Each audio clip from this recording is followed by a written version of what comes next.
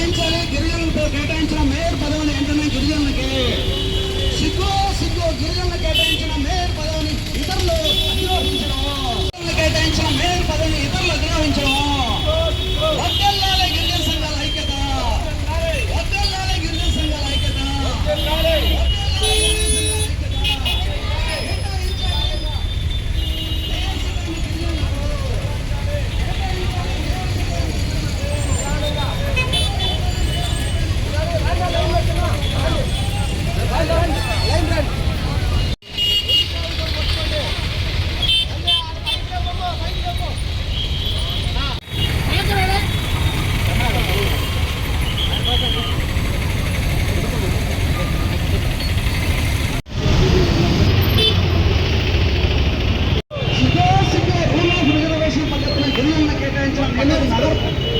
Mayor పదవిని ఇతరులు కేటాయించడం.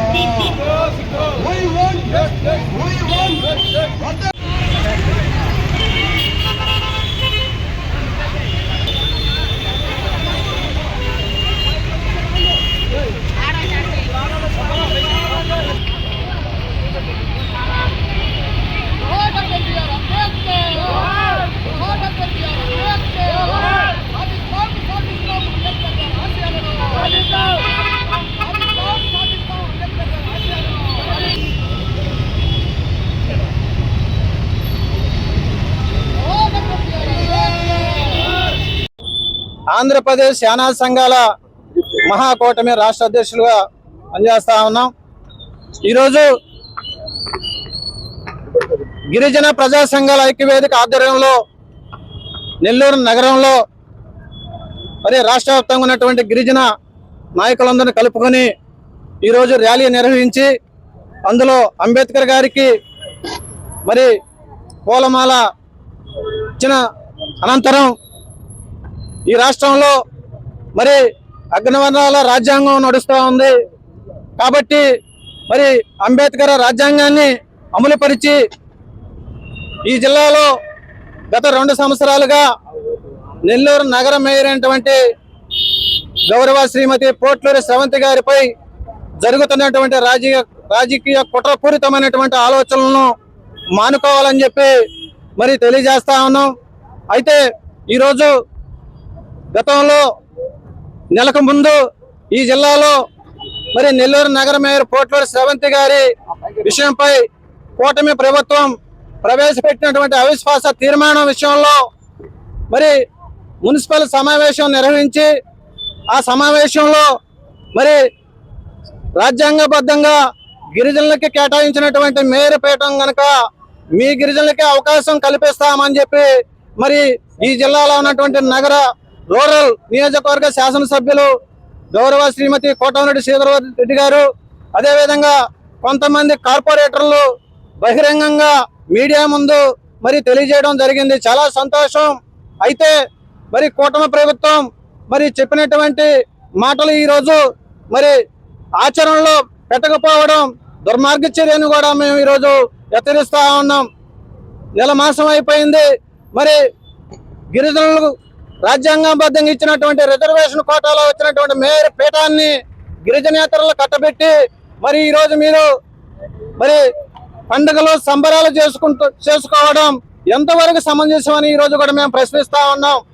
ఇది మా గిరిజనులకు గిరిజన మేయర్ పీఠం మా హక్కు కాబట్టి ఇందులో గిరిజనులకు కేటాయించినటువంటి ఏదైతే ఉందో గిరిజన మేయర్ పీఠం గిరిజనులకే దక్కాలని చెప్పి గిరిజనులనే తక్షణమే ఆ పీఠంపై కూర్చోబెట్టాలని చెప్పి మేము ఈరోజు డిమాండ్ చేస్తా ఉన్నాం.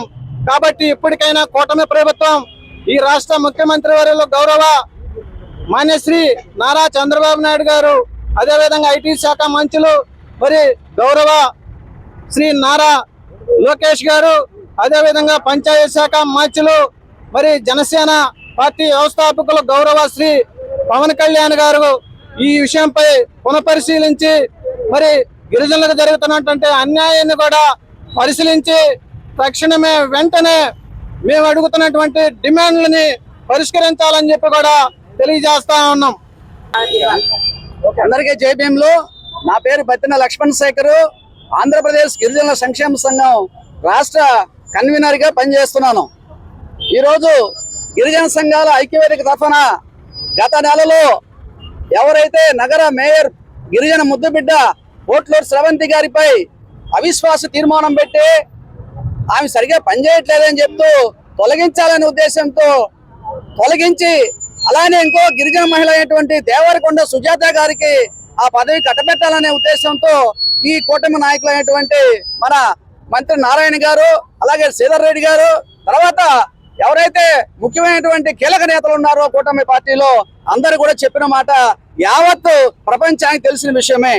అయితే అందులో భాగంగా వాళ్ళ సమీకరణలో భాగంగా యుద్ధం చేయడానికి చేతగాక, శక్తి లేక దొంగ దెబ్బ తీసినట్టుగా దొంగచాటుగా మేయర్ ని, అలాగే ఎవరైతే వైసీపీ కార్పొరేటర్లు 5 మంది సపోర్ట్ చేస్తాను వచ్చారో వాళ్ళని విజయవాడకి వెళ్ళి కిడ్నాప్ చేసి నిర్బంధించి రకరకాలుగా హింసించి సత్తా లేని మొగాళ్ళలాగా 15వ తేదీ అవిశ్వాస తీర్మానం వరకు కూడా ఎదురు చూడకుండా భయపడి 2-3 రోజుల్లో వాళ్ళందరినీ భయభ్రాంతులకు గురి చేసి రాత్రి 9:35 మేయర్ గారి చేత రాజీనామా చేయడం చూస్తుంటే చాలా సిగ్గుసేటుగా ఉంది.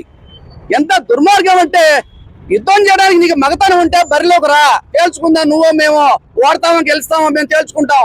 ఆ ధైర్యం లేక అవిశ్వాస తీర్మానాన్ని డేట్ ప్రకటించి ఆ డేట్ కు ముందే 2 రోజుల ముందే కార్పొరేటర్ని, మేయర్ని అందరినీ కూడా భయభ్రాంతులకు గురి చేసి ఆమె దించేసి సిగ్గు లేకుండా ఎస్సీ కేటగిరీ కేటాయించినటువంటి ఒక రూల్ ఆఫ్ రిజర్వేషన్ పద్ధతిలో వచ్చినటువంటి ఒక సీటుని, ఎస్సీ మహిళలకు సంబంధించినటువంటి సీటుని సిగ్గు లేకుండా ఎట్లా మీరు ఒక బీసీ వ్యక్తి కట్టబెట్టారో మేము ప్రశ్నిస్తున్నాం. ఈ రోజు మీరు సమాధానం చెప్పాలి. మీకు సిగ్గు శరం ఉంటే ఈ కూటమి నాయకులకి అందరినీ ప్రశ్నిస్తున్నా, ఈవెన్ సీఎం చంద్రబాబు నాయుడు కూడా ప్రశ్నిస్తున్నా. ఏమయ్యా చంద్రబాబు నాయుడు గారు, ఇక్కడ నెల్లూరులో ఒక పద్ధతే, అక్కడ విశాఖపట్నంలో ఒక పద్ధతే. విశాఖపట్నంలో మాత్రం యాక్చువల్గా మీరు డేట్ ఇచ్చి పేరుని మార్చడానికి అవిశ్వాస తీర్మానం ప్రవేశపెట్టారు, పెట్టుకున్నారు మీ క్యాండిడేట్, మేము కాదనలా. మరి నెల్లూరులో ఎందుకు ఇలా జరుగుతుందో నాకైతే అర్థం కావట్లా.